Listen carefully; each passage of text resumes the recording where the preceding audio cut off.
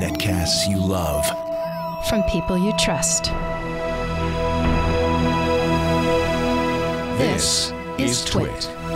Bandwidth for All About Android is provided by CacheFly at CacheFly.com. This episode of All About Android is brought to you by Bitbucket from Atlassian. Bitbucket is the Git solution for professional teams. Start your free account today at bitbucket.org/forthecode.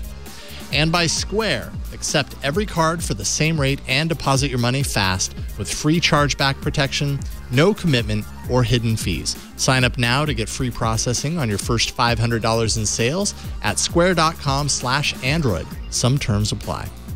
And by Rocket Mortgage by Quicken Loans. When it comes to the big decision of choosing a mortgage lender, work with one that has your best interest in mind. Use Rocket Mortgage for a transparent, trustworthy home loan process that's completely online at quickenloans.com/Android.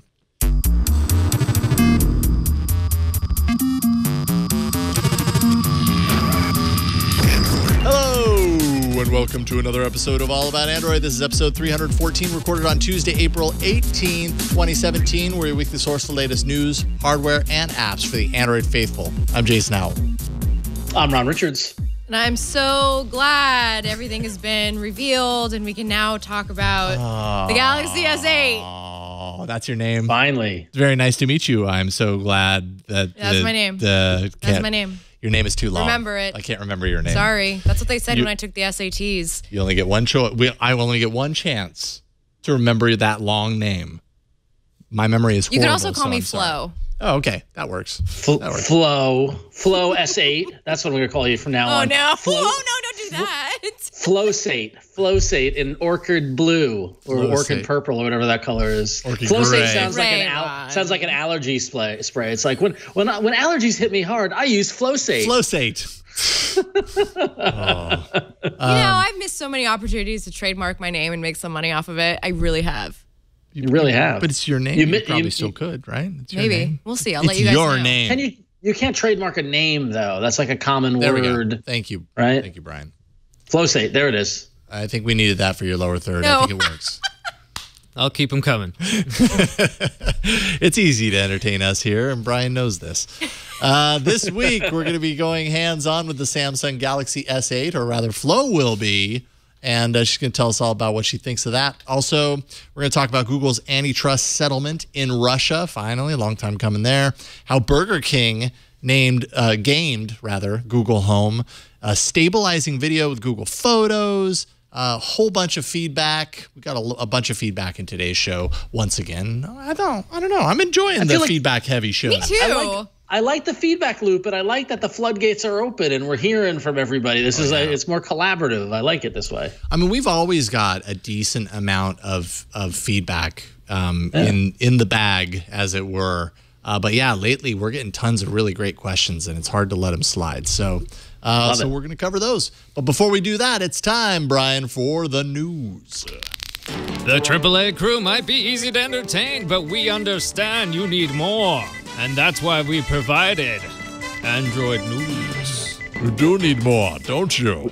We do need more. And what we don't need more of is hearing the word Russia. But here we are. This is true. So a complaint by the Russian search engine Yandex in 2015 actually led to an antitrust case against Google, charging that Google's requirements for EOMs to include all of Google's suite and not competitor apps or search engines was anti-competitive. Google is charged with paying nearly $8 million.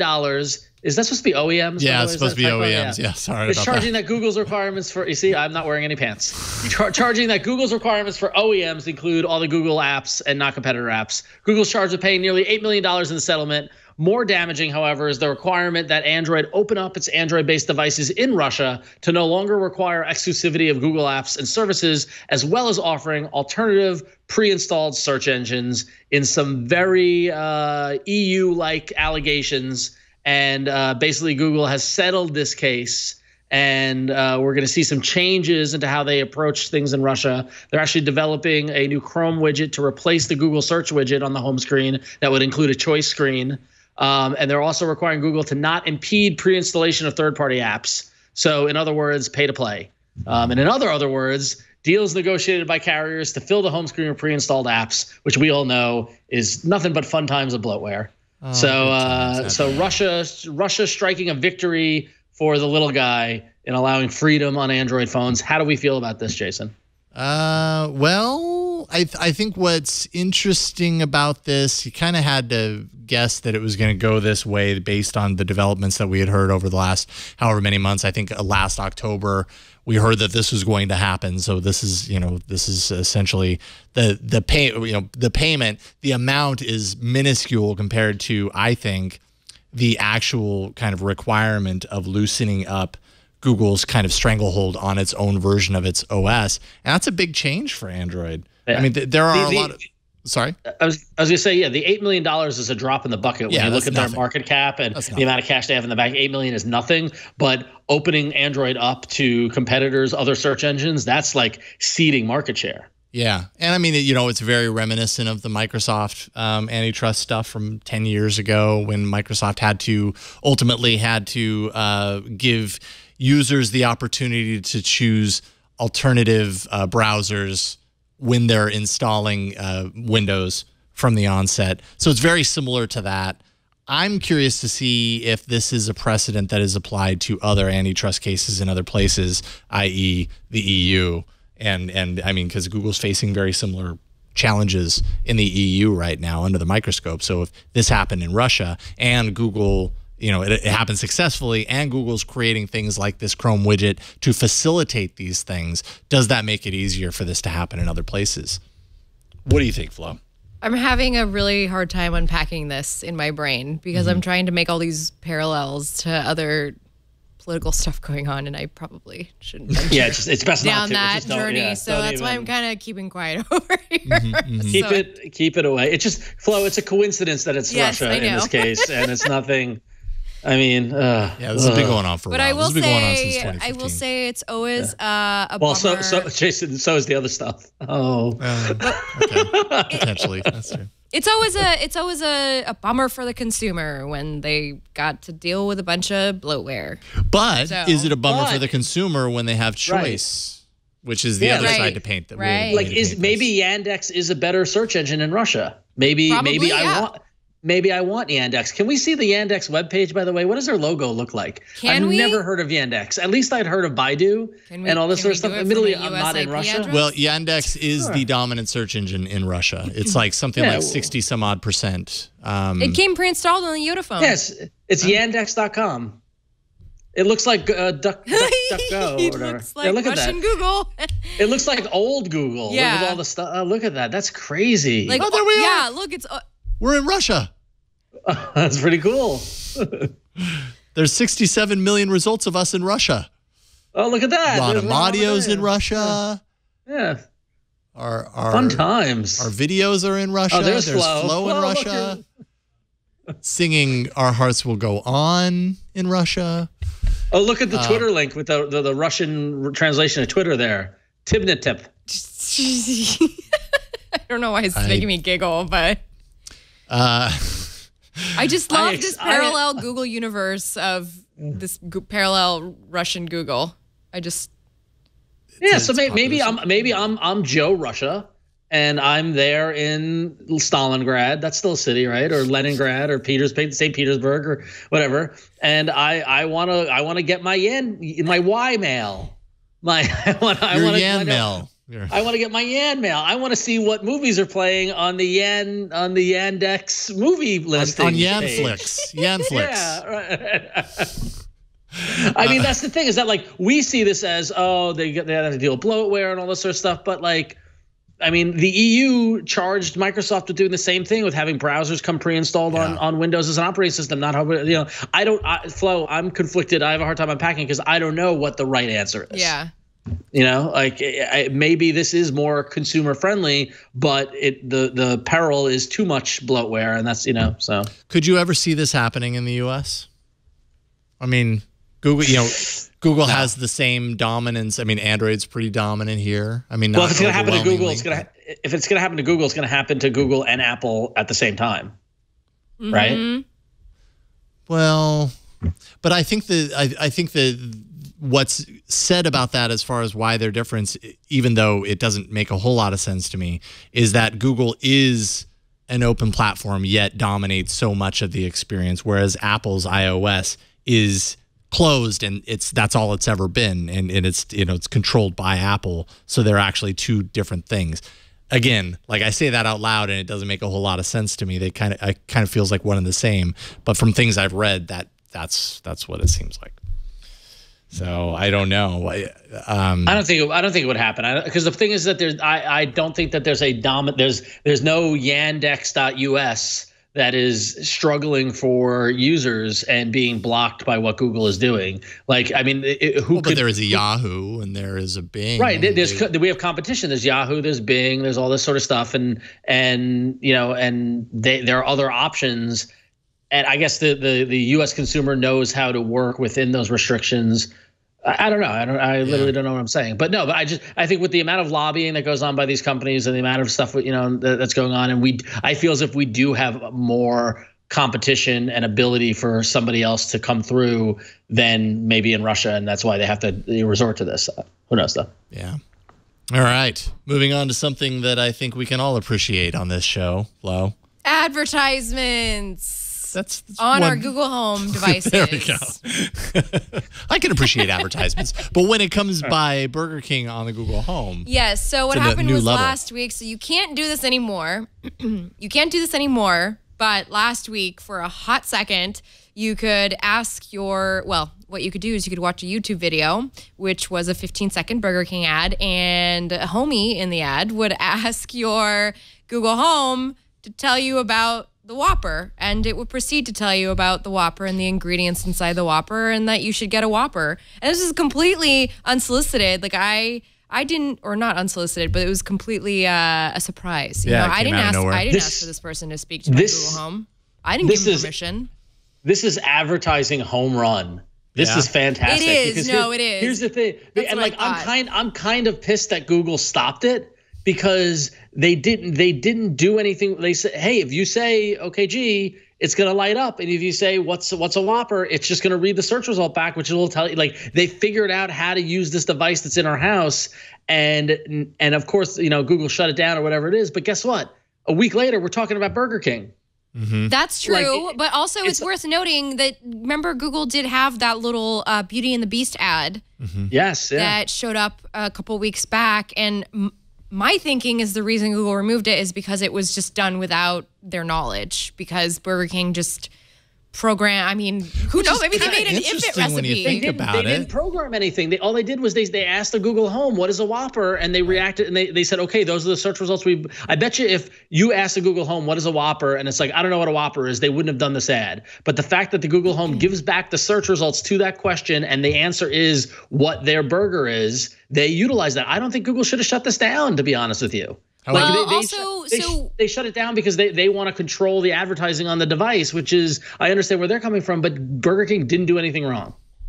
No, I don't think they did anything wrong. What I'm curious about is, first and foremost, was the search query, when you would ask Google Home, did it always respond in that manner? Because now it responds differently. So Google changed it. So now when you ask it, it tells you Wikipedia says that this is where the Whopper's from. Like, was that added just to make it not an ad? No. So here's how here's what happened. You had to ask it very specifically. What is a Whopper burger? Which most people would not ask that. Most people would not say, what is a Whopper burger? No, they'd say, what is a Whopper? Yeah. What is a Whopper would give you a different result. What is a Whopper burger would read the first sentence from the Wikipedia entry. Burger King, a person from Burger King, whoever was working on this ad campaign. The ad agency. The day of the launch, or the day before the launch, edited the top sentence from Wikipedia to change it from being an informational, like a Whopper is a hamburger from Burger King, the blah, blah, blah, into a Whopper is, flame broiled patty, special stuff, blah, blah, blah. Well, they changed it anyone can do with Wikipedia. Right. And then there was this battle back and forth. And then the question was really like, okay, well, one of the questions was anyone can edit Wikipedia. So if this is an ad campaign that Burger King is doing and it's going to launch the first sentence from Wikipedia for anyone's Google Home. I can do my own ad.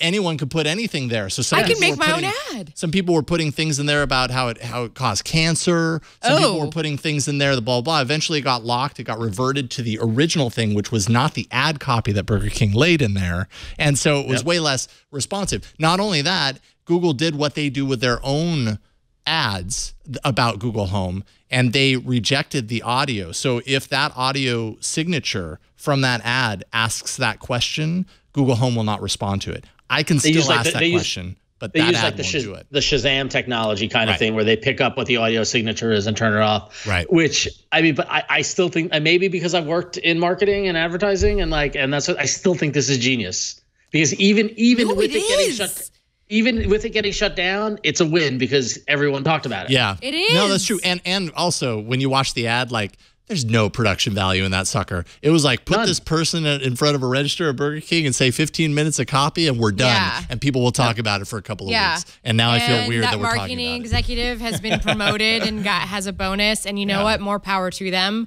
And maybe it's good advertising too for Google Home. Exactly. I was going to say, why didn't they do this with Alexa? Why didn't they do a version that worked with the Echo? I think the only thing that was just sort of kind of bummed me out was just, I didn't really expect to hear an advertisement that day. Like I just kind of. But you did. But did it work for you? But it worked perfectly. And it worked out of nowhere on you. Yeah, and it worked out of nowhere. Yeah. And so I was just like, wow. I mean, they shut it down pretty quickly that day. Wait a minute, but hang on though. But it worked because you were you watching TV and the ad came on, or did you watch the video online? I watched the video online because that's how I watch TV. You chose to press play on that video to see what this ad was about. Yes. So. Oh, I see what you're saying because I pressed play on a YouTube video and YouTube's connected to my Google account. Is that where you're going? No, I'm just saying that it's not like you didn't expect to see an ad. You literally pressed play on an ad to see it. I know, but I imagined I was watching TV in the living room and I was. Oh, okay. I imagined I was eating popcorn. This is all imagination. Right. In my imaginary world. I still think it's genius, and I think it's fantastic. No, I agree. It is genius. Yeah, and it just shows the avenue that we're navigating down now. In that, with Wikipedia being an open platform and voice control devices in our homes and things like that, I bet you we're going to see more stuff like this happen down the road. Like other people will try to replicate this. Maybe. I mean, Google was pretty fast to eliminate it. Well, I also find it kind of interesting, like from the fact that like this has happened on shows on the Twit Network a lot, and not just Twit Network, anyone talking about these technologies on any podcast, and you almost always hear back from the fan base saying something like, "Yeah, don't do that. Like that's so annoying." But hey, any way you can take something that just happens to be in someone's home and turn it into an advertising platform inadvertently and unbeknownst to them, that is pretty brilliant. I just wanted to say, sorry about that, Jason. I just wanted to say that I did see the ad on TV. Yeah. So it did come on TV after it was disabled. Right. And then like, what's the point of the ad? Guys, it really does come nothing. on. You have to pull it from TV, too. You can't, like, leave it on ABC7. Right. It just doesn't make much sense anymore. Well, that's a whole process. That's a whole, they submit the ad, it gets approved. Yeah. Right. Yeah.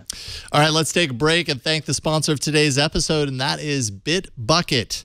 And we can be honest, we have a lot of people who code here. Your code is your world. You create it, you tweak it, you obsess over it lovingly every day, of course, because it's your baby. So picking the right repository management tool is super important.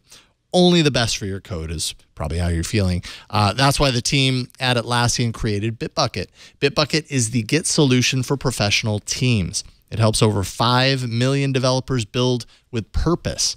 Bitbucket gives teams of all sizes free private repositories with state-of-the-art features, things like the world's best pull request algorithm. Pull requests facilitate code reviews. Collaborate right in the code with inline comments, all threaded conversations and mentions. Built-in continuous delivery, branch permissions that help prevent errors by controlling the actions users can perform. You can also get granular permissions at the project level, at the repository or branch level. Integrations with your favorite tools, of course, other tools you're using like Docker, AWS, and Azure. And because Bitbucket comes from Atlassian, it offers the best Jira integration available. That gives your team everything that you need to take your code from concept to customer. And we use it here at Twit as well. More than 900,000 teams love Bitbucket. It's used by companies like Ford, PayPal, Starbucks, and Pandora. And it's the only collaborative Git solution that massively scales. And that's something that you really want. Bitbucket is for the code that takes us to Mars, decodes the human genome, or drives your next car. So think big here. Visit bitbucket.org/forthecode.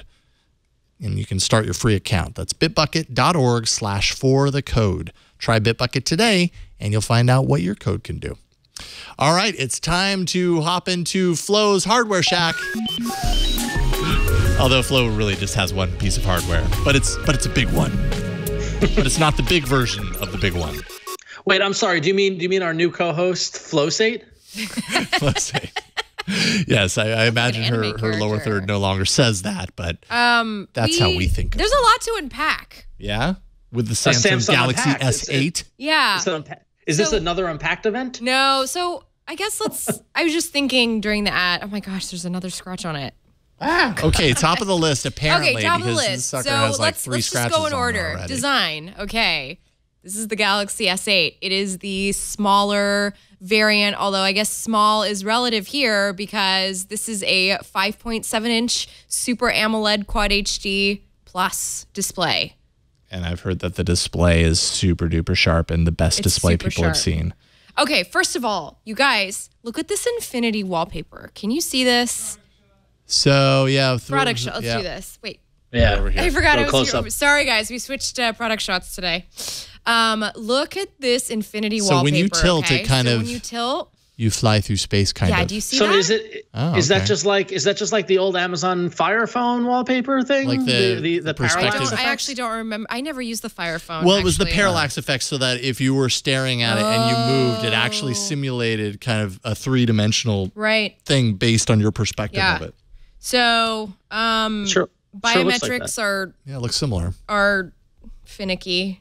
Finicky is all. So I'm going to try and fingerprint this. There we go. Surprised that worked very quickly on camera, thankfully. Does it not normally? Now look at the infinity display though. Can you see that the wallpaper is how it just drifts off the side. I love that it does that. And actually, any wallpaper that you put on here, you can add that effect to. So even if you put like a just really gnarly one, you could have that little effect going on. Those little dots? No, not the little dots, but just a little movement effect of it. Like moving kind of up shifting. Yeah, the parallax shift. Okay. Whatever. Yeah. I like it. Yeah. It makes, it adds a little bit of whatever, oomph. Let's see, otherwise design. So this is midnight black. As you know, there are 2 other colors. I've already got a couple scratches on it, unfortunately.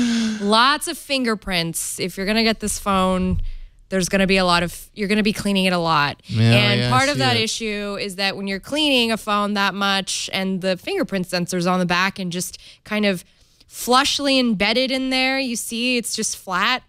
So when I reach into my pocket, let's say, or my bag to grab it, I'm, Yeah. And then you try to scan it in and maybe it doesn't work as quickly. Thankfully, it's working nicely on camera today. Okay, fingerprint sensor up in the corner on the back. That's been a major, that's been a pretty consistent quibble of people who are reviewing. Huge quibble. Would you agree? Quibble. And my colleagues at Android Central agree. However, anyway, they agree. I was trying to make a ratio joke, but that flew over my head. Sorry about that. Ratio jokes. I was thinking about it in my head and trying to make it come out and it didn't work. Anyway. Ratio jokes are my favorite jokes.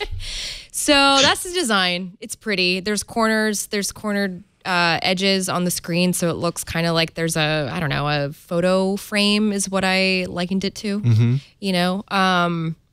These little squircles motif is applied to all the Samsung apps. However, there is an option in the settings that you don't have to have it on your third-party apps. So you don't have to deal with it too much. if you don't want to. Otherwise, it's applied to all Otherwise, apps. it's applied to all apps. But as you can see, I disabled it in the app, in the settings panel. So that's the design, a little bit of the interface. Interface is a lot smoother and simplified, and I would even say more navigable than it used to be. Yeah, I saw in a lot of reviews people saying that, like, don't, I think even the review for one of the posts on The Verge said, like, don't, I read that don't be anti-TouchWiz right now, because Samsung's really done a great job with their UI. Yeah, and speaking of the UI, so this little button down here is a haptic home button, and it shows up on the lock screen. And you can press it down, and when you press it down, you feel a little vibration to kind of let you know that it worked, and then it's supposed to scan my face. But I've been having a lot of inconsistencies with the face biometrics.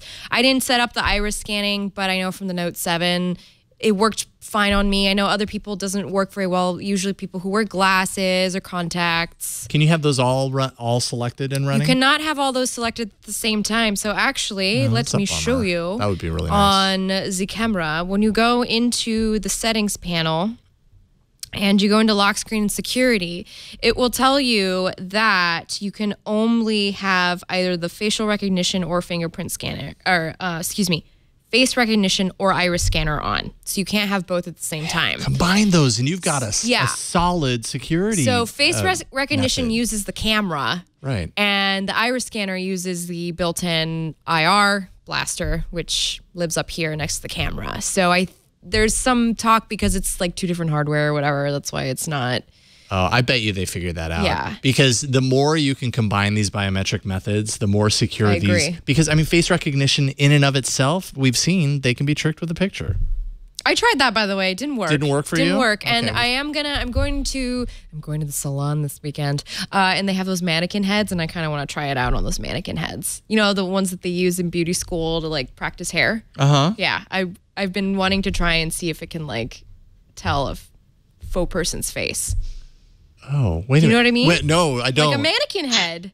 Mannequin head with just hair. This is such an interesting test. I have to understand. So the phone is trained for your face and seeing if the mannequin face will unlock it? No, I'm curious if I can register and unlock it with a mannequin face. That's my curiosity. You're gonna set up a phone with the creepy fake mannequin face. Is the mannequin face gonna have all the makeup applied to it? Right. Okay. Yeah. I'm curious to see if that works. I gotta make sure it shows up at the salon this weekend. So, but regardless, that is one of my tests that I want to try before I have to let go of this review unit. Other things, it's so close. Oh my God, it is Ryan. Actually, we both have brown eyes, and that's there's some similarities there. Yeah? I don't know if I appreciate that. The part and the hair is the same size. All right, back to the Galaxy. Anyways. By the way, that photo was Flo S7 or Flo 7 as we called her. Flosa 7. Flosa 7, and we've upgraded to Flos 8. So here you go. Yeah. So this little guy is also VR capable. But unfortunately, I don't have a Gear VR to show off on the show today, like I had hoped. However, there is the new and improved game launcher. Now, the game launcher kind of looks the same as last year's, but in the Note 7, right? The game launcher actually came originally on the S7. Oh, was it on when the it was S7? introduced? Okay. And I like the game launcher because I like to record my gameplay for Pokemon the card game online. Because as you know, it's the only thing I'm the most competitive about in life. But yeah, when you're inside a game, you just kind of start it up, and instead of the little chat window that used to exist, it's not morning. Instead of the little chat window that used to exist, now it's just a tiny little button that lives. You can lock the screen. You can increase the resolution, since this is a 18.5:9 ratio. Certainly hope I said that correctly. So 18.5:9. So it's taller to, make up for all that screen that it's got there. And when you're playing a game that doesn't fit in with this screen, you'll see black bars on the top and bottom to kind of like fit it in as it normally would on a 16:9 smartphone. Yeah, that display looks really nice. I can't help but notice that for a Samsung phone, I'm not used to seeing this order. Oh yeah, I changed it around. So you can change the navigation buttons around. Finally, thank you, Samsung. Finally. So they always have that back button on the opposite side, and it's just it comes like that by why do default. you stay It like comes that? like that by default, by the way. So you will have to change it as soon as you take it out of the box. Other sort of things of note is actually some software features that came over from the Note. Very minor little things, but the Smart Select, which is just a great cropping tool. You can use it to pin windows to the top. You can, say you're working on 2 things at once or something of the sort. You can use it to crop out parts of the screen, or of course you can make your animated GIF like you could on the Note 7 out of a YouTube video, which is really, really helpful. Cool. As far as one-handed usage goes, I thought that this model was the easiest one to use one-handed, but it's still a little hard with the tall display to sort of like reach up if you have smaller hands and do that. And, if the fingerprint sensor was always responsive, well, it would make this easier, as you can see. No, what are you trying to do? Because it's already unlocked. Are you trying to like swipe down? I'm swiping down the navigation. Got it. The notification shade. And the fingerprint sensor doesn't have a click to it, right? Like it's click. just you tap to it. The only like actual tap that you ever feel is that home button, which is underneath the display, but you feel the kick when you push on it. Every time. I thought that felt really nice. Phone is making little vibrations, and actually you can adjust the sensitivity of that in the settings as you like. So if you want it to be more intense, it can be. And it's pressure sensitive. You actually have to push down hard. It's not just tapping the screen. There's a button underneath there. Yep. Yeah, I like that. There is a one-handed mode if you want to use that. Multi-windows enabled. It comes with a couple of extra little features. So, for instance, you can make a little pop-out window, and then I can just play a little game over there. While you look at all those settings and decide on them, the you can continue playing the game. I can go on this screen and I can look at my.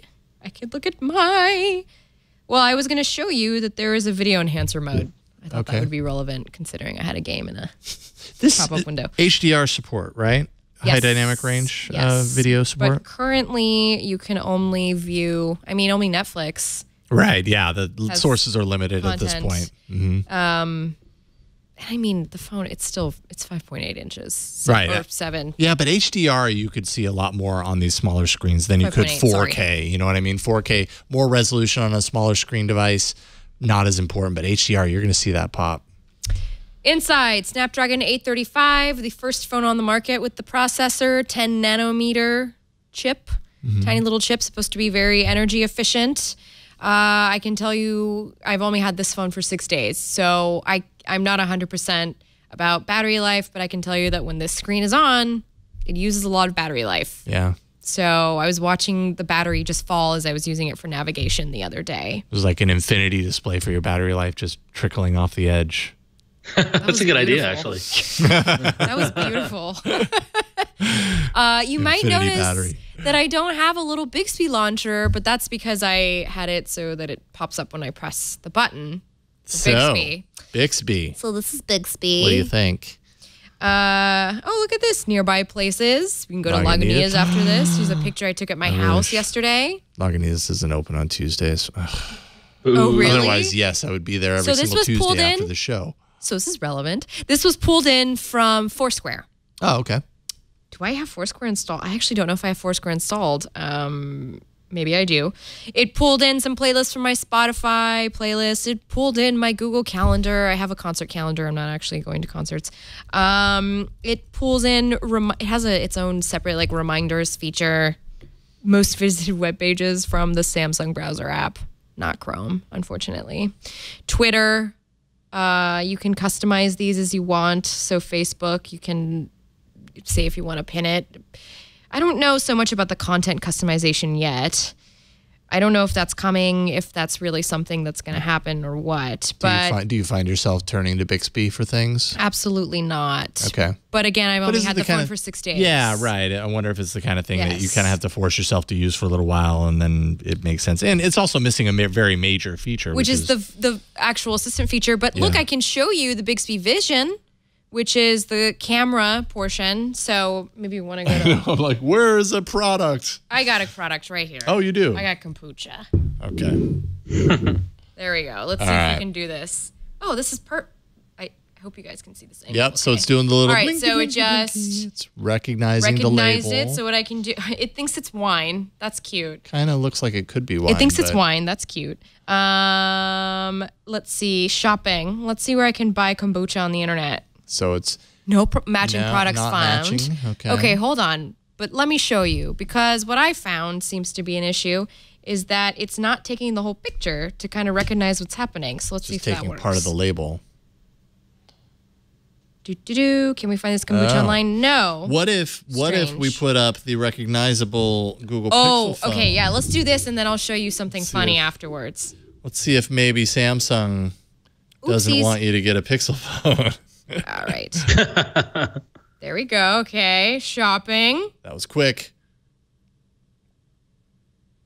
Amazon Basics phone for iPhone 7. Okay. iPhone 6s wallet case, iPhone 6s case, and iPhone 7 Plus case. I mean, I know some people think the Pixel looks like the iPhone, but that's 9 million wrong. results on Amazon, and that's what Bixby turned up. Okay, let's take a picture of my Chromebook over here, and actually we can probably go to the wide shot for this because it's going to be awkward from this angle.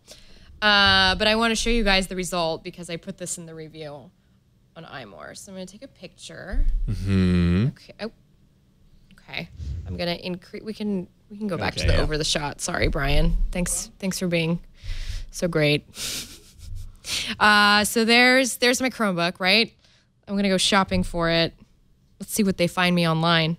Apple MacBook Air 13.3 inch, Apple MacBook, Apple MacBook Pro, Apple 13-inch Bixby MacBook. really likes the Apple products. It says Asus on the front of the device. That like right here, you could say it says Asus on it. Yeah, it says it. Nope, doesn't know it's the Chromebook Flip. It went after the keyboard, and that seems to be all it looked at. It's a laptop, so obviously. I can also look up images on Pinterest, by the way. Huh? Look at that. Bixby has. Oh wait. No, that's a MacBook. Just kidding. Yep. Yeah, Bixby has a thing for Apple hardware. Samsung Bixby has a thing for Apple hardware. Well, it's powered by Pinterest, so maybe Pinterest has a thing for Apple. Well, the other one also. All I know is based on what you've shown, it doesn't seem like it works. But it as advertised, but it is early days, right? Like this is still, would it be considered beta? This is definitely beta. This is a half-baked feature. I mean, the real reason you want to use Bixby is not even enabled on here. I'm supposed to be able to talk to it, and it's supposed to be able to edit photos for me, and it's supposed to be able to. I'm supposed to be able to say, Bixby, play the Women of Electronica playlist that I've got on Spotify, and I'll go, all right. I mean, the challenge that Samsung faces here, and I think we talked about this last week when we've heard that Bixby Voice wouldn't be on there, is that people are going to get this phone, they're going to try Bixby out and make a snap decision based on how not good it performs for them, or maybe it performs good for them. But I mean, based on what you're seeing here, if I had played around with this for 10 minutes, like my mind would probably already be made up and be like, oh God, I'm never using that. And I would never even experience the voice. Now, of course, I would do that because I work at Twit, and you would do that. We would do that because this is part of our jobs. But the average person might do that once and decide, okay, this doesn't work for me, and never turn it on again. Well, maybe. I think about how many people still use Siri, even though Siri's been kind of, I suppose, fluctuating in features. Can you do Assistant on here? Yes, you can. So I can hold down the home button. So you have your option to do something else. So like, well, I wonder if you got the other. I can help you. What can you do? So what can you do that the Galaxy S8 can't? Ooh. Well, that's the Lifehacker Australia. No, Google, you need to get on that. Hang on, ask it what a Whopper is. Well, what is a Whopper? No, I'm kidding. I'm joking. Oh, no. Oh, it's a thing that is extremely or unusually large. That's why they had to ask, what is a Whopper burger? So, camera. Camera. That's a thing I know we want to talk about, Absolutely. right? So here's the camera app. Improved sensor inside. Improved sensors. So here's what I can tell you about the sensor. It's a 12 megapixel dual pixel Sony IMX sensor, and it's got an aperture of f over 1.7 and 1.4 micron pixels with optical image stabilization. The front camera is an 8 megapixel camera with autofocus, and of course, you know what though? that's not even the biggest feature of this, though, because, well, I have to say, first of all, this camera is great. It's great. It's just as vibrant as the last two Samsung devices that you were using, maybe even a little bit more refined this time around. Of course, you still get really, really saturated and contrasted images from time to time, especially if you're taking photos outside on a bright day. Low light is phenomenal. I'm just taking pictures of Jason's rings. Yes. Ooh, you know what we'll do while we're here talking about this? I'm gonna do a selective focus picture so that we can get a little bokeh. Stand still. We need to do a bokeh. Oh. It's going to do a bokeh, the selective focus, which is basically the wannabe portrait mode. Oh, is that the bokeh? Kind of, yeah. You can edit it. This has been actually on a couple of Samsung phones already, so it's not brand new. People don't really talk about it existing, so I'm talking about it. Also, what is really great about the camera are the face masks. Oh, yeah, that's right. So it has So it has built-in face masks and filter masks things. Face masks. Okay. They're face masks. That's what they're called. Okay. Yeah, that's what they're called. Okay. I wonder, actually, I haven't checked on whether or not Snapchat filters is patented. But anyway. But they are really masks. So that makes sense. So what I'm going to do, I don't know how to show this. We'll figure it out. Okay. So 2 things to note. First of all, there are face masks. Okay. Second of all, I have this on selective focus. That's why it's not working. Second of all, there is a skin tone mode, so I can make your skin look really nice. Beauty face. Yeah, I'm gonna give you a beauty face. Sorry. Let's see. Now I'm gonna give you a mask of sorts. I'm wondering what I should give you. There's a lot of them on here, by the way. So just upon arrival, there's a lot of them to use. Ooh, let's make you look like Breaking Bad. Okay. So take the picture. Okay, so if you open your mouth, it'll do an effect. OMG. Okay. And is it recording? Oops. All right. It's okay. I took a picture anyway. Okay. I'm singing in the rain. Okay. So, augmented reality face masks. All right. They're, that's fun for they're silly. a little bit of time. Are they though? I don't know. I mean, are they? Okay, so you are a Snapchat user. This does not translate. So first of all, these won't translate to Snapchat because Snapchat's native import functionality is just atrocious. But they will work really well on Instagram. Even when I look at it. But the quality of them, are they as good as like the filters that you get on? Yeah, they're Snapchat? pretty good. They actually, I wonder if it's because of the facial recognition technology that it's just better at tracking my face than Snapchats are. Okay. Yeah, could be. But now the phone is all hot. Oh no, it's hot like Hansel. What does that mean? It's warm because the Samsung phone gets hot. What does that mean? We're at 88%, by the way. We started at this, I think, at 93%. Okay. Or something. Wow. It's trickling off the edge. That battery is just trickling off the Infinity We'll have to rewind to see when display. it starts, but anyway, there's a couple more things I'm still exploring. Yeah, please do. Can I paw at it There's a couple bit? more things I'm still exploring about the camera, which is why I'm kind of, being a little brief at the moment because it's just been a chaotic couple of days. How hot is it, Jason? It's warm. It's not hot. It's warm. It's kind of. It's not going to blow up. I hope not. I hope I'm not holding a blowing up phone. It doesn't feel like it. Definitely feels super. It is. Oh, jeez. Definitely feels super. Like the contours of it are really nice. Look at the buttons. buttons. Really nice. Look at the buttons, like how they're black and how they just sort of fade into the chassis. It's kind of like when you see black rims on like a black car. Oh. Wow. Flo just showed her East Bay attitude. Yes, right I did. All right, so I'm going to see if I had this phone, would I automatically know where She's got a San Francisco phone, but an East Bay. How'd you do that? I swipe down, swipe up, swipe Wait a down, minute. swipe It up, reads your swipe fingerprint down. too? Yeah. Oh. Well, it does. I'm not unlocking it. It's already unlocked, so I can use it for that motion. makes sense. So, you guys, I'm a little spent, by the way. So this is my first time actually holding the device, and I can absolutely see how easy it is to think you're on the fingerprint reader and you're on the camera. Yeah. Not to mention, a lot of times I hold my phone like this, like with the finger down there. Why? Because I drop my phone all the time. That makes this actually very hard to reach. And if you got the bigger one, that's going to be an even bigger issue. Oh, absolutely. Reaching up there. It is. Whereas on, the phones where it's centered, it's really easy to just bend your finger and tap the middle and boom, you're in. So I could see that being a real big annoyance, actually. Yeah, you'll want to set up smart lock if you're going to be driving with this thing, because the last thing you want to do is try to unlock it while you're driving with the fingerprint scanner where it is. Because I tried driving with it last week without that smart unlock. And not to mention, I mean, so the home button is the physical thing. I push down. I really like how that feels.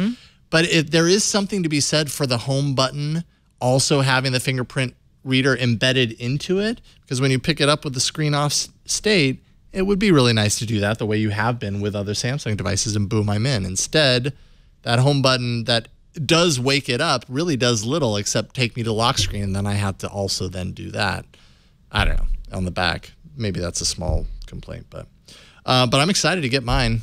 It's exciting. It's exciting. It's nice. A good phone. Unfortunately, we didn't get decks in time for the review period, but that's coming up. I'm going to be comparing it to the Pixel, and I haven't decided if I want to go with last year's phone or maybe comparing it with the G6 as far as camera capabilities.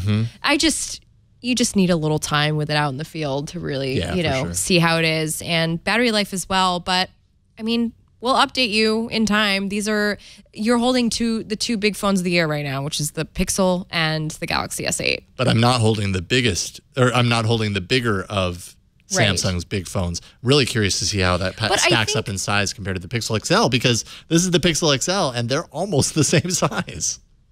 Shoot, I didn't even think to, my goodness, I was trying so hard to get everything finished. I didn't even think to do that comparison myself when I had the GS8 Plus, but I wonder, because I mean, this is just shy of the size of the Pixel XL. So the GS8 Plus is bigger than the iPhone 7 Plus. So it's a beast. Yeah, but think about the screen size you're getting on that. Because if we think about, remember the Galaxy Mega, I think it was back in 2013. It was a 6.3-inch display, and that phone was huge, and it was plastic, and it was terrible. You're getting 6.3 inches on a relatively smaller display, 6.2 inches. I keep saying the wrong inches, and I apologize for that. Solid stuff. There's still quite a bit to unpack. Yeah. Not appropriate, Brian. I like it though. The explosion animation works here. We appreciate your passion, Brian, for exploding Samsung devices. How disgusting it is, with all the fingerprints. You're actually out next week, but you're going to take that wherever you're going and enjoy it, and then we'll hear the week after. I'm going to be here next week, probably have used the S8 Plus over the weekend, so we can talk about it. Are you getting the Gear VR package well, yeah, as well? I pre-ordered, so I don't know if it ships with it or if I have to wait. I would think so. Unfortunately, I didn't have time to use the Gear VR yet. It's been a crazy time trying to get all of the material up, but I am super looking forward to just kind of exploring it more and seeing what it really is like with the day-to-day. Exactly. It feels really nice. Exactly. Yeah. It feels really nice. It also feels like I'm going to break it, because that's what I do. It really does feel like you're going to break it constantly. In fact, maybe I should get you an OtterBox case. I would love that. I think you couldn't put it in your pocket though, but would you wear it on a holster? Please stop right there. I just have to stop this. I have to stop it. Listen, Jason is my friend, and even he knows not to wear a phone on a holster on his belt. I apologize to any listeners who wear their phones on a holster on their belt. That's fine if it works for you. I've never worn a phone on a holster on my belt. Yeah. Really? I don't know. I haven't. Oh. Should I? Nah. No, I think I'll just put a case on it. I have fanny packs, so don't ask me. All right, that's fantastic. Ooh, that was the Galaxy S8. That was good, and I'm sure we're going to talk more about it in the coming weeks. There's just more. Real quick, we've got a couple of apps to do. Let's do that right now. Woo! All right, you can take a breather, Flo. That went much longer than we planned for, Flo. All right, so let's turn back the clock to the early 2000s when Google was a young, new, exciting thing, and it started expanding outside of being a search engine. One of the things it created was this app called Google Earth that blew our minds. I remember sitting in my office in like 2003 and just amazed at this desktop app that could zoom in on satellite imagery and see stuff. And in the intervening years, Google Earth has kind of faded. It's just this thing that's out there. But I got to give Google credit. Their recent update to Google Earth, the version 9 on their Android app, rolled out some major updates and some really cool stuff.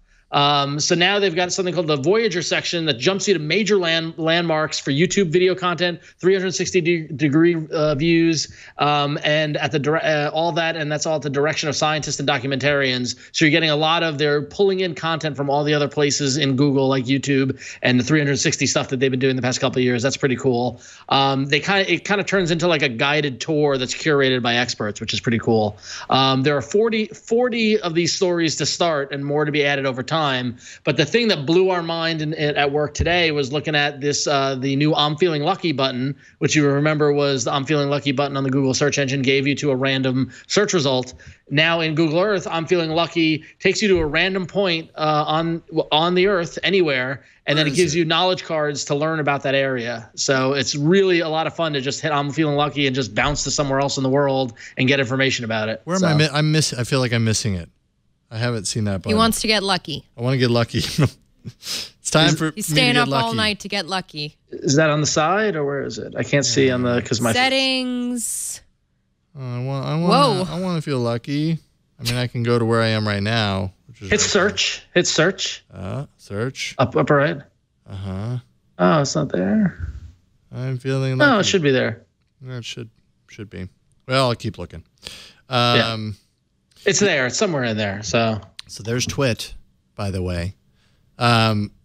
Really cool stuff. I love that. I mean, when you go in here and you just see that they've like it's 3D. They've three-dimensionalized all this. The trees are in 3D, guys. It looks like weird. a Sim City, but we're inside that building right now. That's not creepy.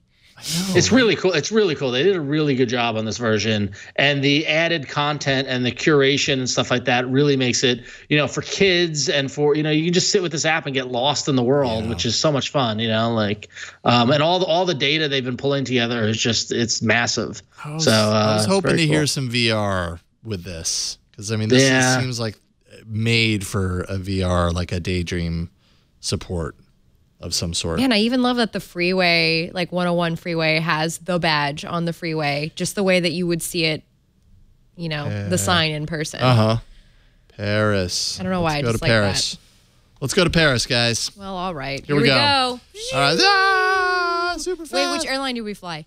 Google Air. Okay. Google Air, but yeah, oh man, this app is so cool. It's so much fun to get lost in it, and like you just zoom in and everything's 3D. It looks like a little wait, go to the video Eiffel game. Tower. Go to the Eiffel Tower. Come on. I don't know where it is, but I'm sure it's somewhere. Type it in. Let me scroll for 20 minutes and I'll find it. Did you get the I'm Feeling Lucky symbol? What is that new symbol in the corner? Where? Up there in the right-hand corner. Is that a new symbol or am I? The street view? Oh. Paris. Oh. That must be my history. Lots to obviously look at. Does anybody know where the Eiffel Tower is? Oh, there it is. There it is.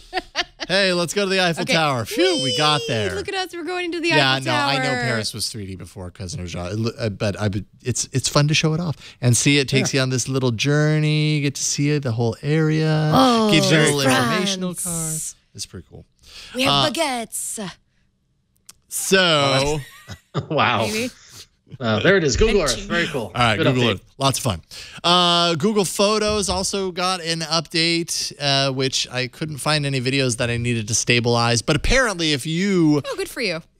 I mean, I'm sure they're in there. It's just I have Pixel. so many things uploaded. It was like, find something to stabilize. And I realized it was going to take me 2 hours to do that. So Google Photos now is applying their magic to improving your videos by stabilizing recorded video. I do have a link in there below the story link here that kind of compares like before and after. It's basically churned in frame by frame. So it's all in real time. Yeah, there's a link in the doc below this one. Brian. And yeah, there you go. So you can see that's before, kind of shaky, and that's after. Smooth as butter. Smooth as silk as you ski down the mountain. Really cool. I mean, that's an awesome feature that I'm sure a lot of people will get a lot of use out of. It has to do some cropping and some, kind of shifting of perspective in order to make it happen. That's before. That's after. Whose videos are these? I don't know. This is someone that posted it on Reddit. Oh, kind of did a gallery of their own photos to kind of compare. So this is before, nice of them. Or no, this is after, I think. And this is before. Oh my goodness, it's all over the place. Jeez, stabilize your video. Oh, there we go. Pretty cool. So anyways, there's a feature, Google Photos, getting better and better. It's still the best. It's the best around. Ron, you're up. All right, let's. Speaking of the best, let's thank Square for sponsoring this episode of All About Android. And Square, Square, and they started with this radical idea that the more that they could help businesses succeed and grow, the more they would succeed and grow. So they set out to make tools that would help every business. Square lets you take payments anywhere, any way customers want to pay, so you never miss a sale. Square's hardware and software is reliable, easy to use, powerful, and affordable. The free MagStripe reader plugs into your headset jack on your smartphone or tablet so you can swipe cards the old-fashioned way, accept chip cards and NFC payments with the new Square reader that's just $49. It's compatible with your iOS and Android devices. It connects by Bluetooth LE, so you don't have to worry about not having a headset jack. See, there you go. They're listening to the new wave of phones with no headset jack. Square is prepared. Slip your iPad or tablet into the Square stand to complete your point of sale. Sign up in minutes and accept every major credit card for one simple rate. 2.75% per swipe, dip, or tap. 3.5% and plus 15 cents per keyed-in transactions.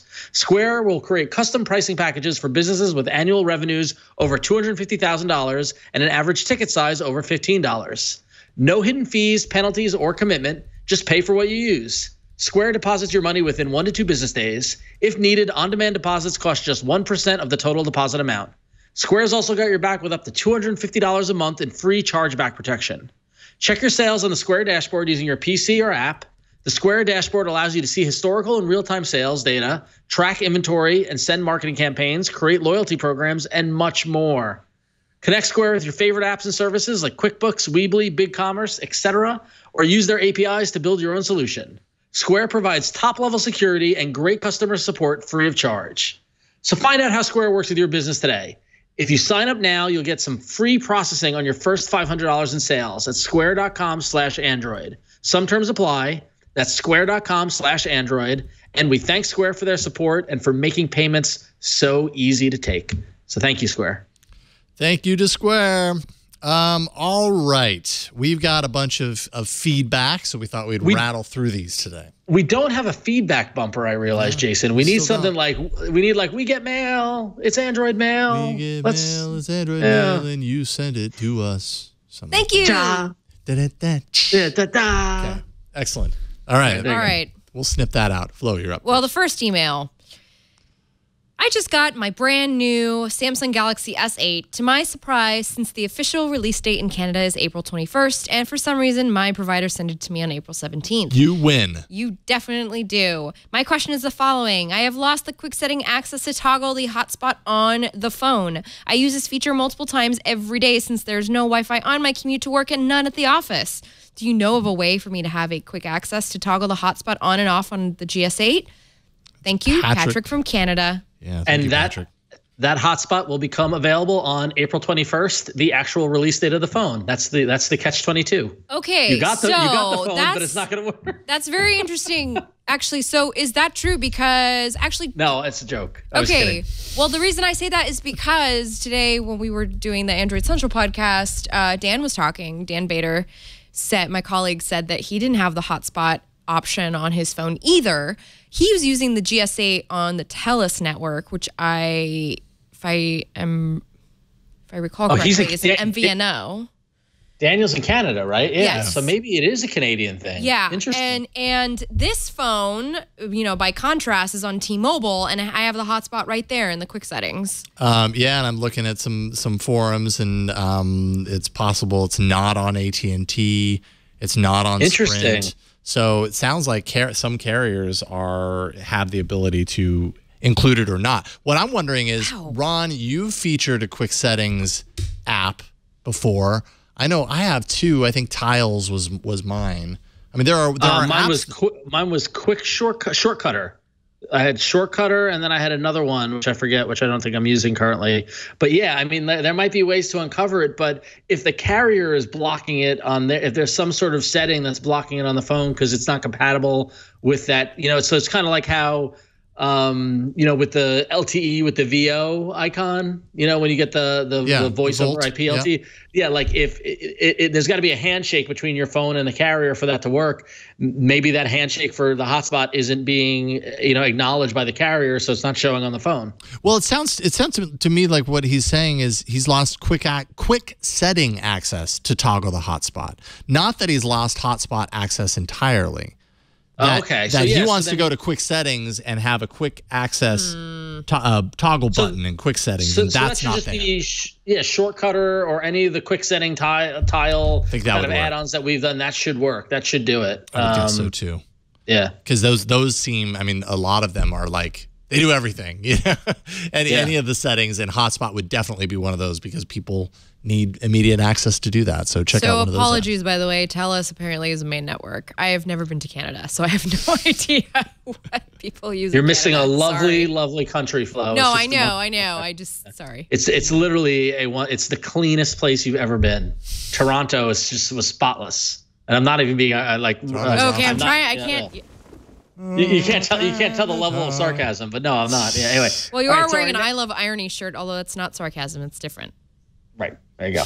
All right. Our next email comes from Jason, who writes in, not our Jason, but another Jason E writes in and says, I've been an iOS user for multiple phones now, but I'm considering a jump to the S8. I've seen lots of comparisons between the screen size of the iPhone 7 Plus and the S8 Plus, but it's usually the total frame size and the screen size. Am I correct in assuming that normal videos will not properly fill the whole screen on an S8 Plus because of its resolution being so elongated? If I'm not, do you know of a comparison between standard 1080p video sizes on both devices? Flo, since you've seen the devices and had more time, what does 1080p look like on the S8 Plus? Well, if you'd like, Brian, please for the over-the-shoulder shot. Whoop. So here we have the screen resolution. You can choose between 1480 by 720, 2220 by 1080, or 2960 by 1440. So you're in 1080 right now. So I'm on 1080 right now. Here's, I guess there's the wide one, the wide WQHD Plus. So I'm going to apply that right now.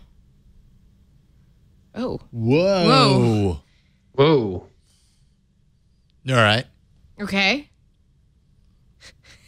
That was about the same. I don't know what just happened. Let's see. Well, maybe I shouldn't open photos.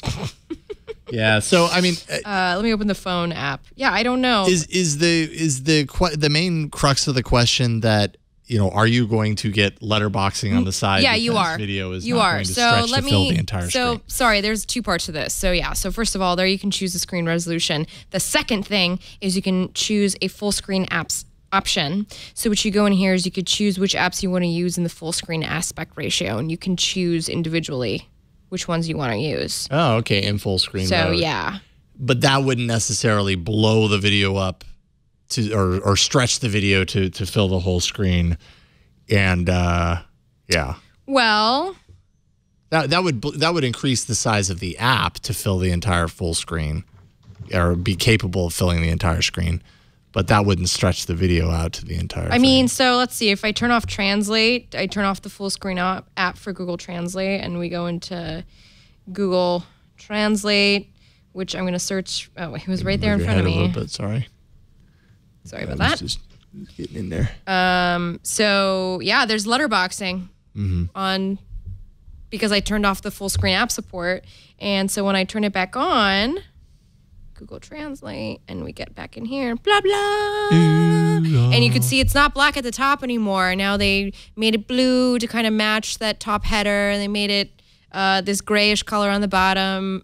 Actually no, the bottom part stayed the same because the navigation buttons are there. So yeah, it's just the top part, it looks like. Yeah, and I think I'm trying to understand the last part of this, because it sounds like what he's asking. So he's watching if he's to actually watch like a movie or something on these screens. How would that translate on the iPhone 7 Plus display versus the S8 Plus display?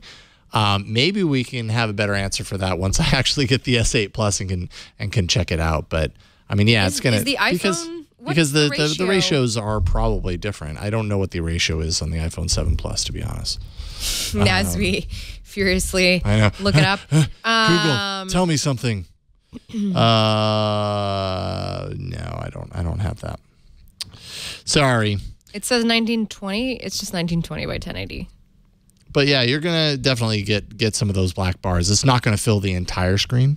I don't know if that answers your question. I mean, that's just the way it is. I don't. You wanted to from what it I've out. seen, nothing's been stretched out. Like YouTube doesn't look stretched out. Yeah, I don't even think they let you do that.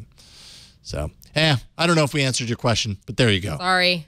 Marcus from Brisbane, Australia, actually, says it's worth noting that for now at least, the Google Plus location widget still works when someone shares their location with you in Google Maps. I think that's what he continues, I think that's what someone was asking about in episode 311, because the new widgets they added to Maps are really just shortcuts. And that is true. I tested it out. I'm not going to go through the whole process here, but if I go into my widget, because I don't want to expose the one person that's sharing their location with me, but if I go into Google Plus widgets here, let's see here, where are you? Google Plus user location widget is still an option. And if I drag that to my desktop, if someone is sharing their location with me in Google Maps and with the new location sharing feature inside Google Maps, even though they removed that functionality from Google Plus, this widget still has a live stream of that location onto my home screen via the widget through Google Plus, which is strange. I wonder if they'll move this widget over to Maps at some point. Someone left it in there. Yeah, like I don't know how long this is going to be available here. It could disappear at any time. But that's a really great thing to point out, Marcus, because I know some people really enjoyed having that widget on their home screen. It's not a widget that I use, but a lot of people like having that to have that constant stream. So you can still do that. My husband was tracking me the other day, by the way, on the new Google Maps feature. Did you know? That's not creepy at all. Well, I let him track me because I went out with my gal pals and I was like, here, you could track me. I'm going to use this. Now, did you assign it as a temporary or as a permanent? We just leave it on permanent because whatever. I ain't got nothing to hide. Yeah. But yeah, and then when I got home, he said, I saw you in the strangest places on the map. I was watching the whole time. You were in the water, and then you ended up over here. Like, I don't understand. Really? Yeah, my location was all over the place. The thing that's protecting potential domestic violence is the poor location services in Google Maps. Yeah, I guess so, right? Right? All right, Flo, you're up next. Yes, we have another piece of feedback. This is from Josh. He says, I've got a question/rant regarding the discussion about battery life in the last episode. Sorry. Why don't we see phones with huge batteries in the Android space? It seems like most phones hover around the 3,000 milliamp range these days. I've always had an issue with battery life in the Android space, even though I don't really do much with my phone throughout the day. I want to see a phone with a 10,000 milliamp battery. It doesn't matter to me how thin a phone is. Just give me a brick I can actually use for the whole day. Keep up the great work, guys. Thanks, Josh. Battery life is a very touchy subject. Well, he brings up a good question. What if somebody released a phone that looked like S8 in an OtterBox, but it was just the entire thing was just one? It was a honking 10,000 milliamp battery, like an ice cream. How do you think that would sell? If this is the phone that the battery will never die? What would it cost, and what would it look like? Yeah, I'm sure that there would be some market because for some people that's absolutely the main thing that they worry about. Why haven't we seen that yet? Why hasn't some crazy Kickstarter happen where somebody's like, literally, we took a 9-day battery and slapped Android on top of it? I just actually got through Amazon a car jump starter, which is basically an 18,000 milliamp hour portable battery for starting your car, but you can also take it like camping and charge your devices and everything. Maybe that's what we need. I mean, that thing is like a brick. It's like this big. Yeah. But if that was a phone, it would be a battery phone. I didn't even know people make these sort of like dual things, your car and... Yeah. Oh, for an electric car. No. This is for jump starting our gas car if the battery dies. So, yeah. Well, it's a small portable battery that's capable of jump starting your car, but it can also provide battery power to all of your devices because it's 18,000 milliamp hour battery. Or, Josh, have you considered maybe checking out the Moto Z line of phones that they use mods and they have extra battery packs and stuff? I mean, I know it's not like, you know. Do they sell a 10,000 milliamp battery Moto mod though? That's the question. I don't know, but I imagine that something like that maybe exists. I know that there's actually more accessories that have come out since the phone was launched last summer. And, you know, we are hearing rumor rumblings that the next phone is on its way.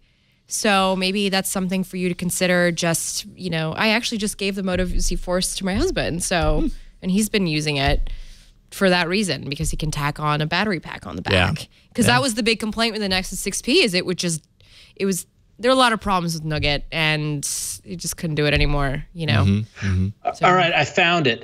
It, guys. It is the Alcatel K10000. Oh, is that brand of phone that Mateo sometimes brings in? Wait, hang on. I'm putting it in the chat. Not Alcatel. Not Alcatel. It's Alcatel. Yeah, Alcatel. Alcatel. It's different. Yeah, it is different. Amazon. This is a 10,000 milliamp battery phone, right? Oh, it's running. It's for $160. Not bad. It's 5.5 inches, 1280 by 720, running the. Really? 10,000 milliamp hour? What? Did you just say 1280 by 720? 1280 by 720 pixels capacitive screen. I mean, powerful Google Android 5.1 operating system. I mean, it is on Amazon for $160 new. Yeah. This is an old phone. This is several years old, but still, it's 10,000 milliamps. There it is, milliamp. Or I know I mispronounced it. I'm sorry. I do too. I say milliamp. Is that not wrong? Right? Someone once sent me an angry email about my mispronouncing it. But that's just, I put it into the file of mispronouncing angry emails because I get them on a weekly basis. Mispronouncing happens. Yeah. But yeah, Alcatel K10000. Alcatel. It's different. Alcatel. Perhaps it's intentionally similar. How long does a 10,000 milliamp battery last? Wow. That's crazy. I mean, considering how long it takes me to use a 10,000 milliamp, battery, external battery charger, those things last forever for me. Yeah. Let's see. So if I go to Alcatel.com, let's see if they have like an updated version. They've got the K6000, which has got a 6,000 milliamp battery. Alcatel. Alcatel. Yeah, the K6000 Plus. The world's first 12-volt, 2-amp smartphone. Wow. 6,000 milliamp battery, charges full charge in an hour and 40 minutes. 6,000 milliamp hour battery. Right. Yep.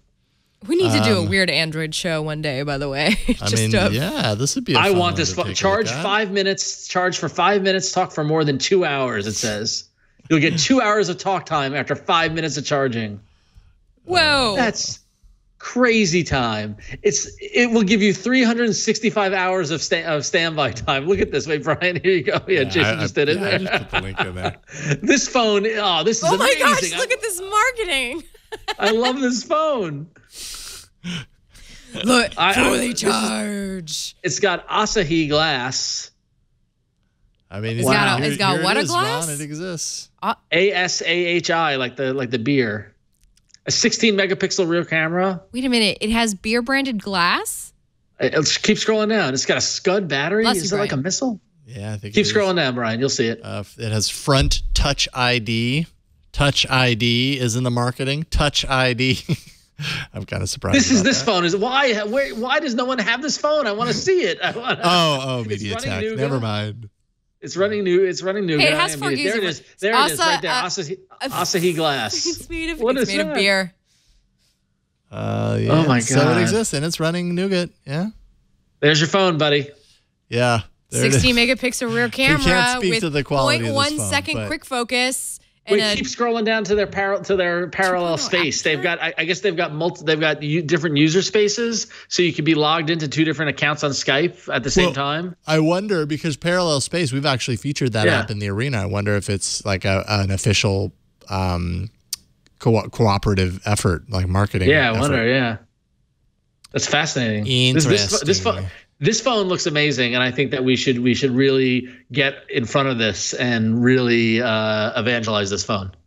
It even has a screenshot mode where you can take a screenshot with the shape of a heart. That's what I've always wanted to do in life, is take a screenshot of my screen. Hey, listen, these phones are available on AliExpress, so we can get them. So what you're saying is that you would like me to buy them tonight when I do my nightly rounds of AliExpress, is what you're saying? Flo, yes. I'm just saying it's $175 on AliExpress for a 6,000 milliamp battery phone running Nougat.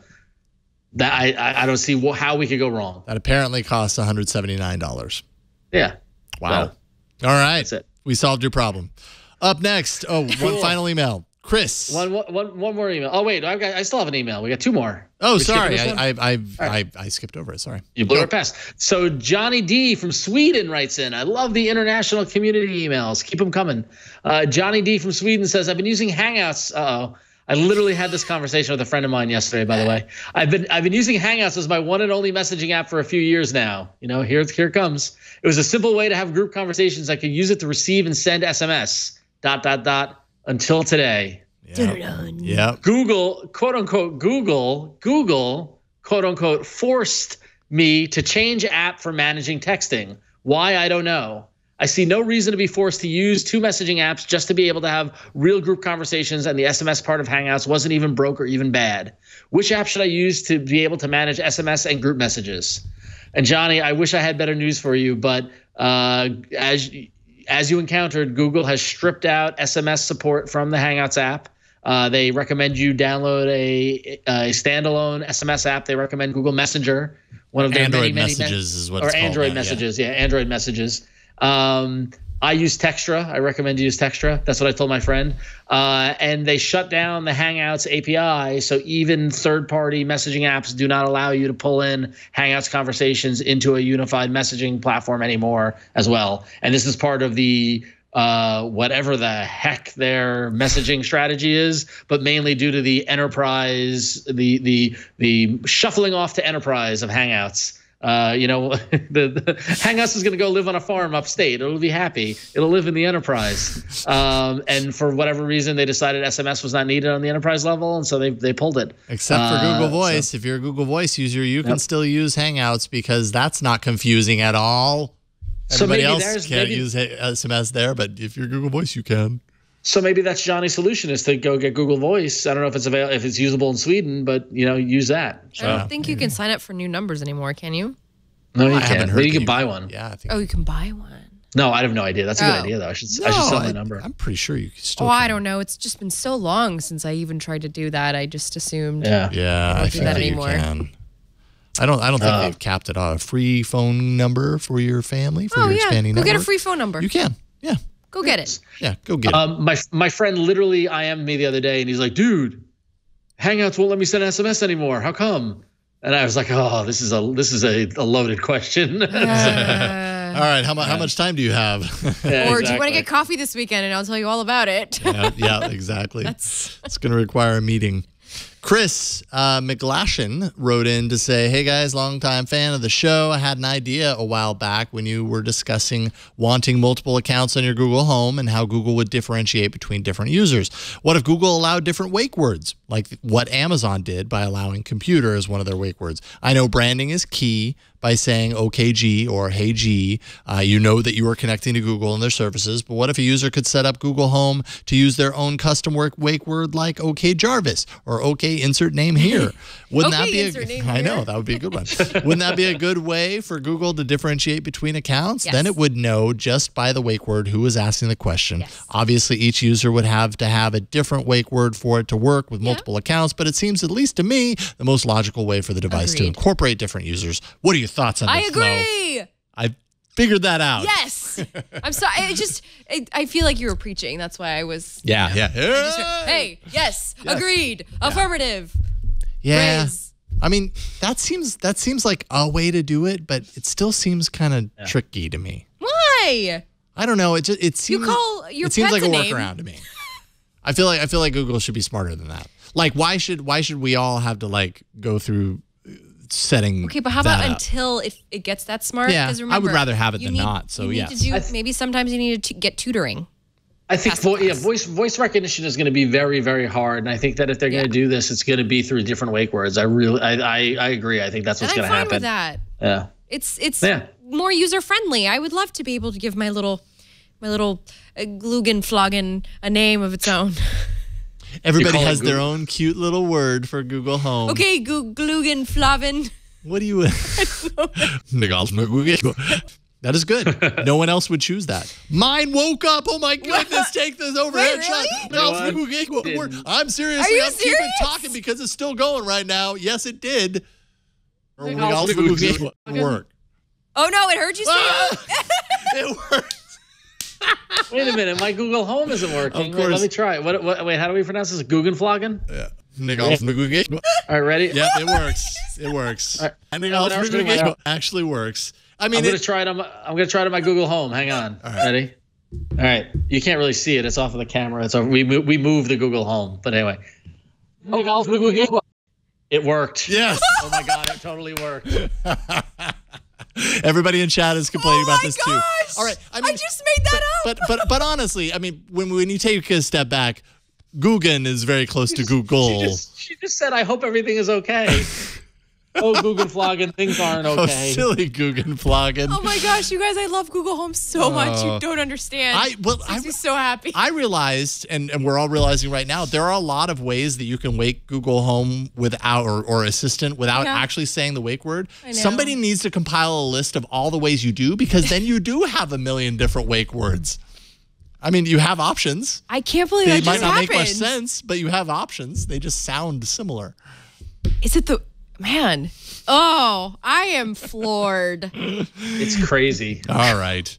That was fun. And I'm sorry to everyone. Yeah, I'm sorry if that triggered your Google Home, because that was not meant to. I was just making a joke.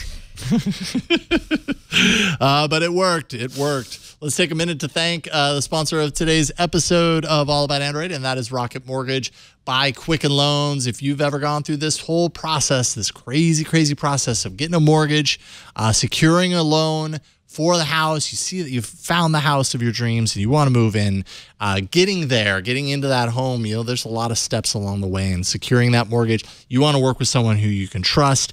You want a process that isn't complicated, that doesn't require you to pull information from all sorts of real world places. You want to do it all online, because that's where we live our lives now. And that's what Rocket Mortgage is all about. You can work with someone who has your best interest in mind and can help you through that process. With Rocket Mortgage, you're going to get a transparent online process that gives you the confidence to make an informed decision, so you don't have to waste all that time searching through stacks of paperwork. With Rocket Mortgage, you can securely share your financial information to get a mortgage approval in minutes. And you can even adjust the rate and the length of your loan, kind of play around with the numbers, see where you can get in real time to make sure that you get the mortgage solution that's just right for you. So whether you're looking to buy a home or refinance your existing mortgage, you can lift the burden of getting a home loan with Rocket Mortgage. So skip the bank, skip the waiting, go completely online at quickenloans.com/Android. That's quickenloans.com/Android. Equal housing lender, licensed in all 50 states, NMLSconsumeraccess.org, number 3030. And we thank Rocket Mortgage by Quicken Loans for their support. You're going to start calling your Google Home Googenflaggen, aren't you? I don't see how we can't. It's fun to say is the thing. I wonder if it actually means something. Let's use the search engine Google called Translate. Googenflaggen. I think, not Googenflaggen. Oh, detected Japanese. Well, there's two results. When you put in Googenflaggen, there are two results. I'm not going to click either of them, but there are two results. The second one is, anyway. Don't. Oh, wait. Ooh. Nope. All Maybe right. we just move on. Operina time. Yeah, let's do it. So many enter, but only one lives. Android Arena. Two results. I'm almost more impressed by the fact that it has two results than if it had no results whatsoever. Because you can find words that don't exist on the search engine. And the internet but something is so that fast. has two results, that's pretty impressive. All right, last week's poll, bit.ly/AAA vote 313. And checking in on this, we have, what is it? Is it Libby? Libby? Libby. I don't know why I end up calling. Hey. Someone asked me, like, what was that from? I was like, man, I have no I came idea. in third place. 41.5% for Libby. Second place is Volume Notification. Congratulations, 26.1%. Third place is Eevee Launcher with 19.4%. And then last place, 13% with Chameleon Run. Yours was Eevee, right? Mm-hmm. And then Ron, yours was Volume. Volume, Okay. correct. And it looks like Wade County is not in the chat room, so we have no idea what the scoring looks like. So that's okay. We forgive you, Wade. But you're allowed to take a break every once in a while. Yeah, I mean.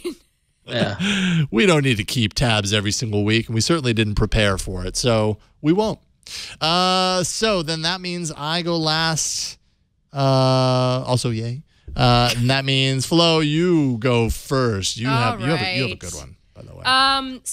Wait a minute. I might have found what was last week's episode? 313. 313 was last week.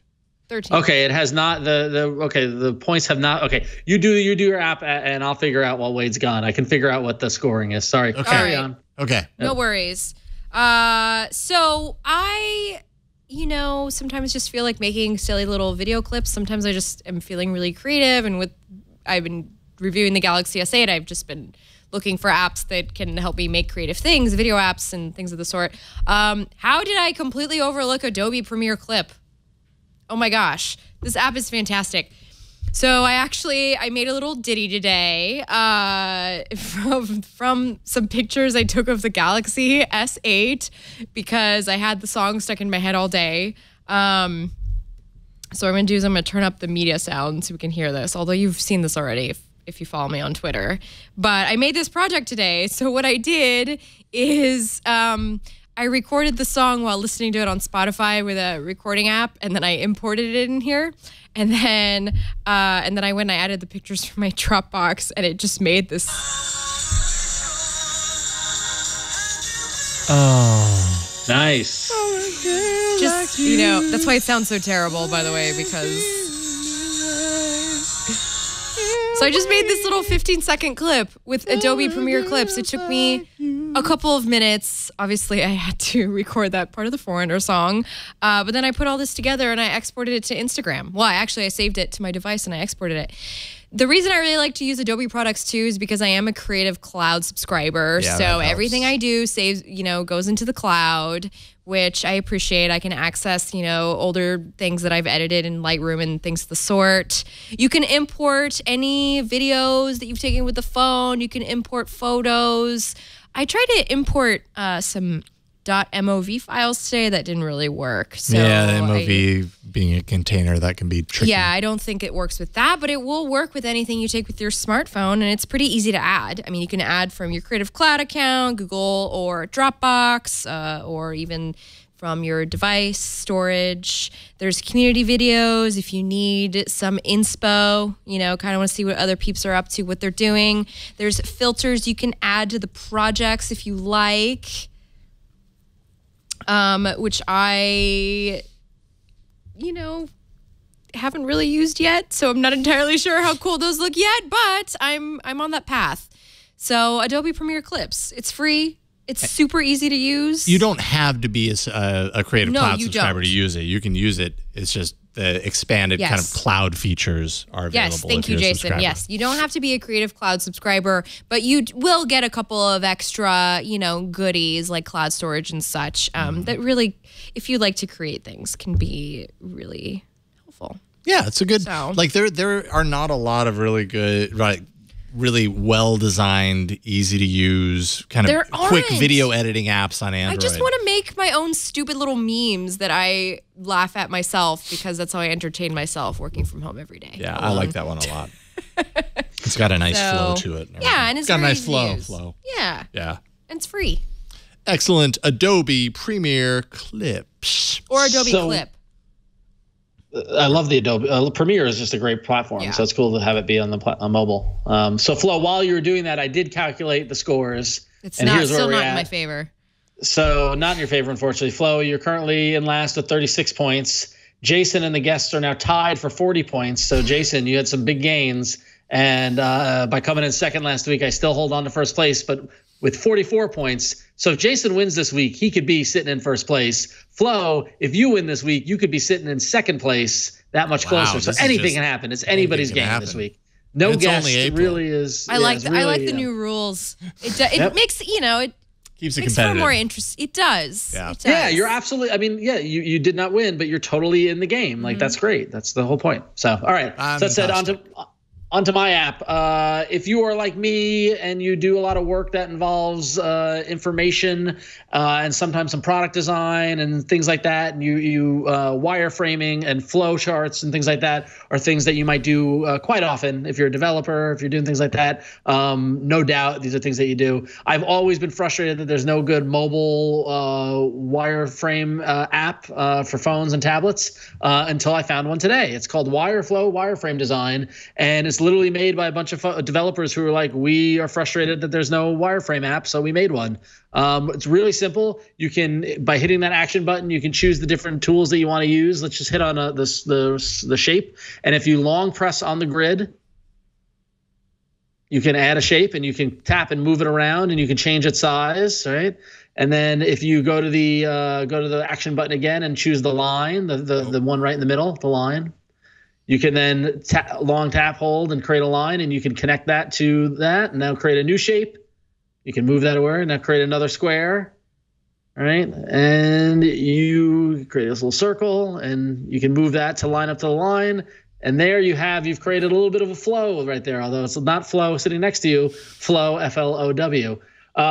But yeah, no, this is great in a pinch if you're brainstorming, if you're on a trip with a coworker, or if you're in the airport, you have an idea, whether you're wireframing or flow charting, doing user flows or anything like that. This is it's a dead simple tool that lets you do these great things. They do have snap to grids, which is pretty cool to see there. So it works. You can connect your items, and yeah, you can use it to create flow charts like Jason's doing, or if you want to hit the hamburger button in the upper left-hand corner, you can create a new project.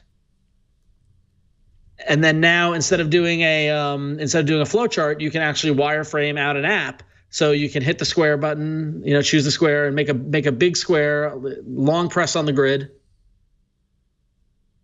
There we go. There you go. And now make that the size of the whole area, right? So there you go. This is Jason's app design right here, right? And then now you can add another square right in the middle, right? We're going to make the Yandex app.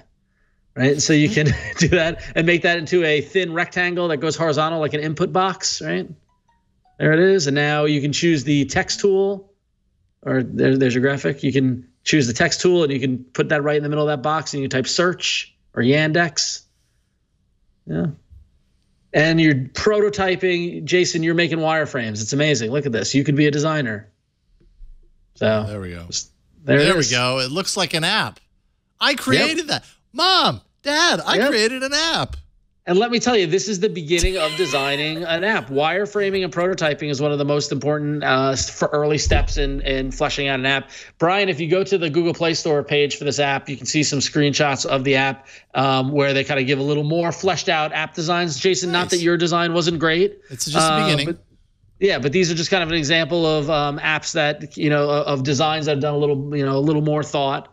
But yeah, it's great for just on the go, either flow charting or rapid development, wireframing to use on your phone, which I know the number of times I've been in an airport and I had an idea for a project or something like that. I didn't want to take my laptop out. My handwriting is awful. This is a great way to do that. You can save them out. You can share them.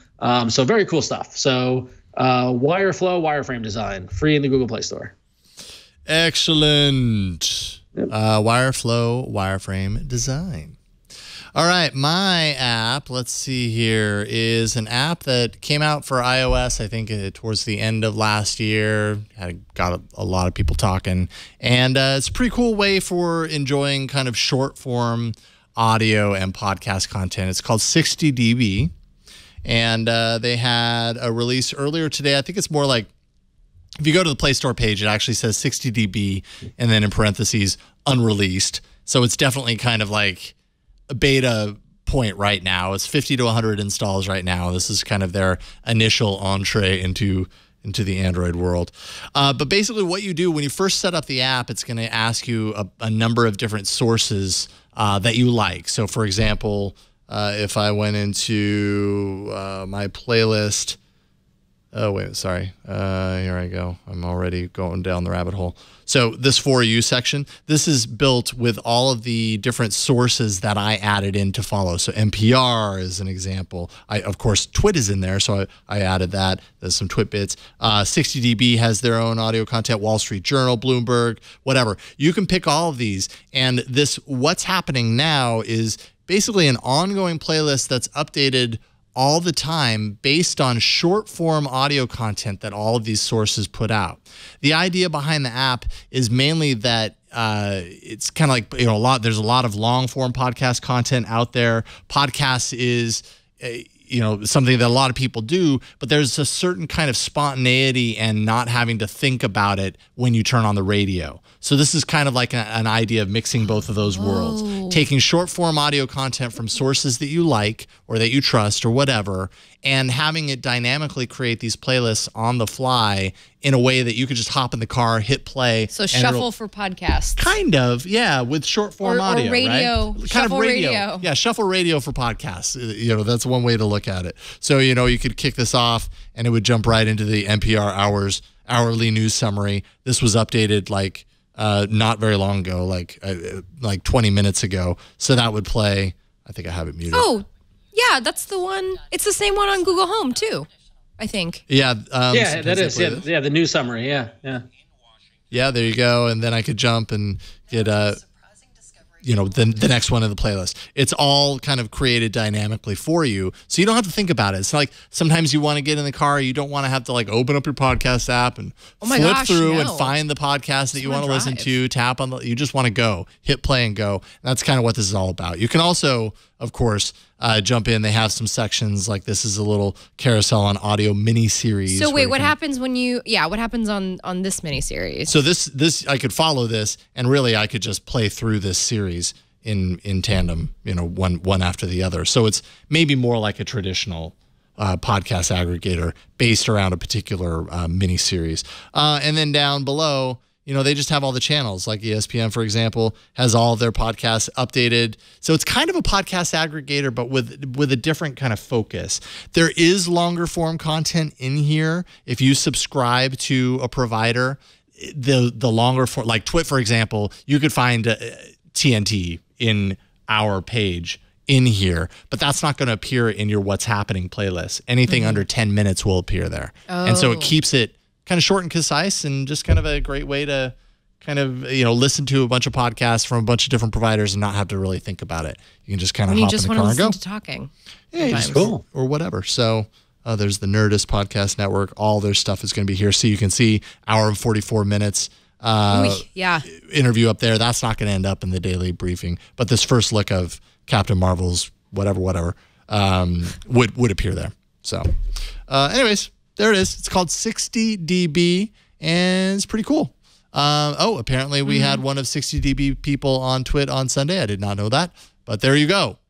And yeah, it's a cool app. It's definitely kind of early days, it feels like, for that. When I was looking at the iOS version versus this, iOS version is has a little bit more flow to it. But it's a good start. Is that because I used your name? Actually, no. Okay.